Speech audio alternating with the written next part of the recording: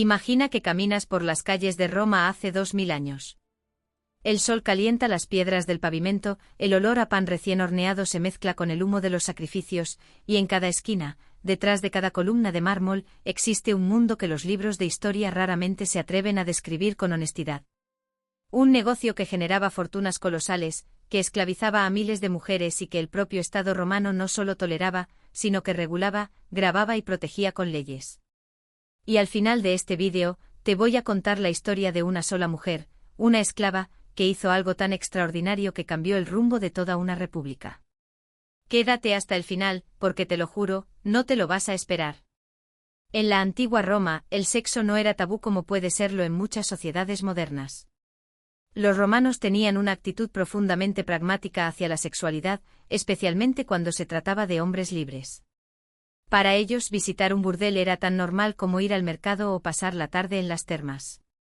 Nadie levantaba una ceja si un ciudadano romano entraba en uno de estos establecimientos en pleno mediodía. Era parte de la vida cotidiana, una necesidad básica que la sociedad no solo toleraba, sino que regulaba activamente y protegía por ley. Los burdeles, conocidos como lupanares, estaban dispersos por toda Roma. El nombre proviene de la palabra latina lupa, que significa loba, el término que los romanos utilizaban para referirse a las prostitutas. Estos lugares variaban enormemente en calidad y precio. Algunos eran establecimientos lujosos, casi palacios, decorados con frescos eróticos y mobiliario importado, donde los clientes podían disfrutar no solo de compañía femenina, sino también de vino selecto, música en vivo y entretenimiento refinado. Otros, en cambio, eran simples habitaciones oscuras y malolientes en los barrios más pobres de la ciudad, donde el encuentro era rápido, mecánico y desesperado. La mayoría de las mujeres que trabajaban en estos lugares eran esclavas.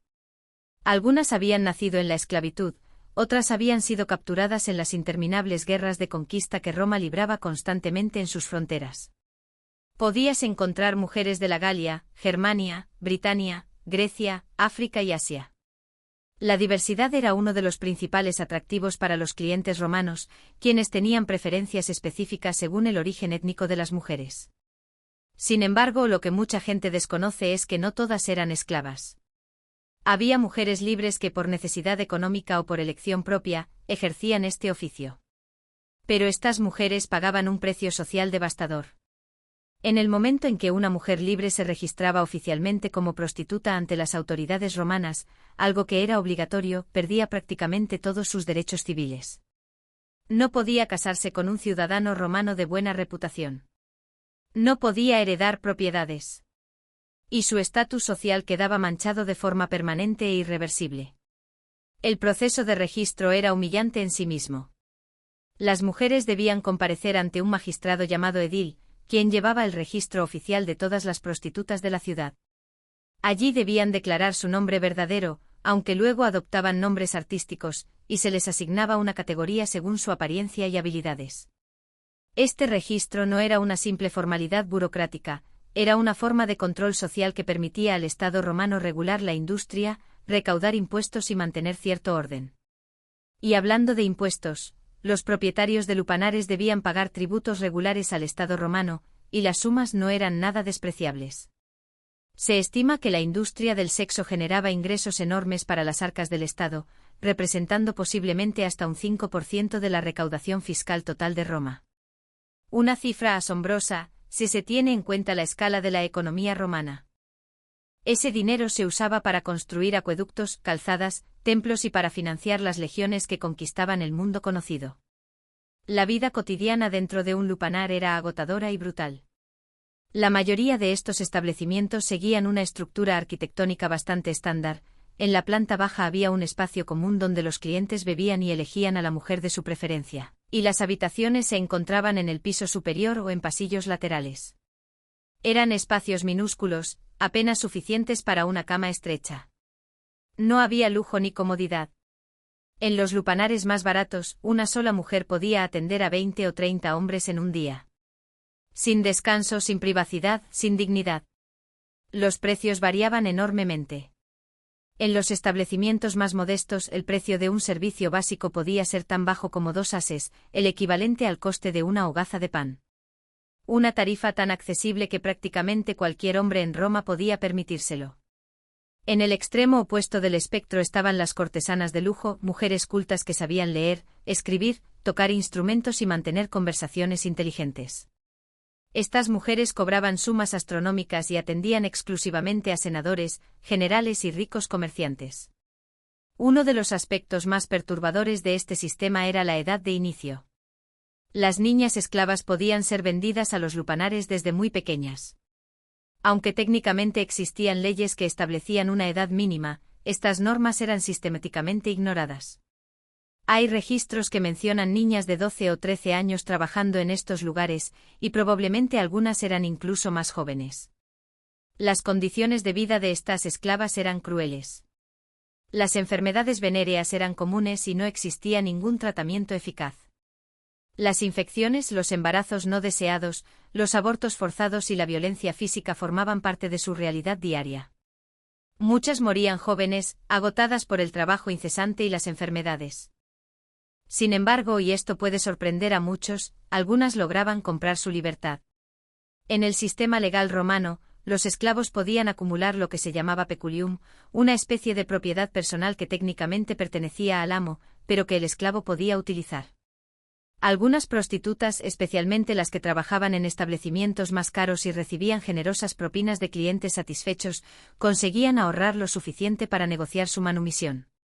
Y ahora llegamos a la historia que prometí al principio. En los archivos históricos existe el registro de una esclava llamada Hispala Fecenia. No es conocida por su belleza ni por sus habilidades, sino por algo completamente diferente. Hispala era una prostituta que trabajaba en Roma en el siglo II a.C. Su vida habría sido olvidada por completo de no ser por lo que hizo a continuación.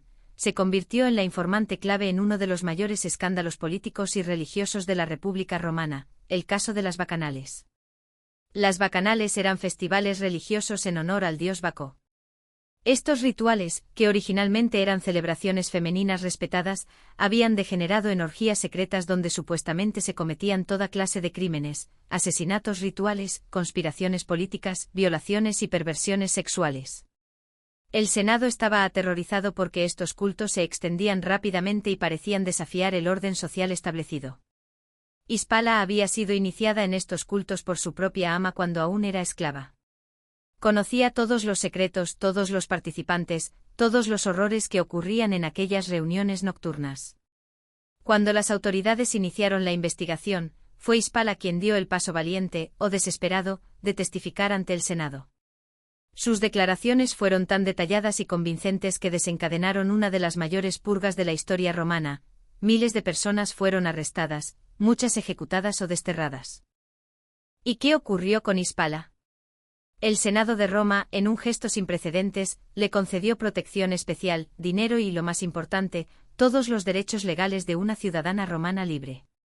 Se le permitió casarse con quien quisiera, heredar propiedades, y su testimonio fue reconocido jurídicamente. Hispala Fecenia se convirtió en la única prostituta en la historia de Roma que no solo recuperó su libertad y su dignidad, sino que fue públicamente honrada por el Estado. Esta historia nos revela algo profundo sobre la complejidad del sistema romano. Por un lado, tenían una industria que esclavizaba y humillaba a miles de mujeres cada día. Por otro, cuando les resultaba políticamente conveniente, eran capaces de elevar a una de esas mujeres a una posición de honor y respeto.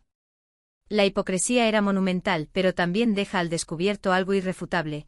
Los romanos sabían perfectamente que estas mujeres eran seres humanos completos, capaces de valentía, inteligencia y acción moral. Simplemente construyeron un sistema que les negaba esa humanidad de forma sistemática. Si este vídeo te ha parecido interesante y has aprendido algo nuevo sobre este aspecto oscuro pero fascinante de la historia romana, suscríbete al canal, dale al me gusta si te ha gustado. Y cuéntame en los comentarios qué otro aspecto de la vida cotidiana en Roma te gustaría que exploráramos en futuros vídeos. Hasta la próxima.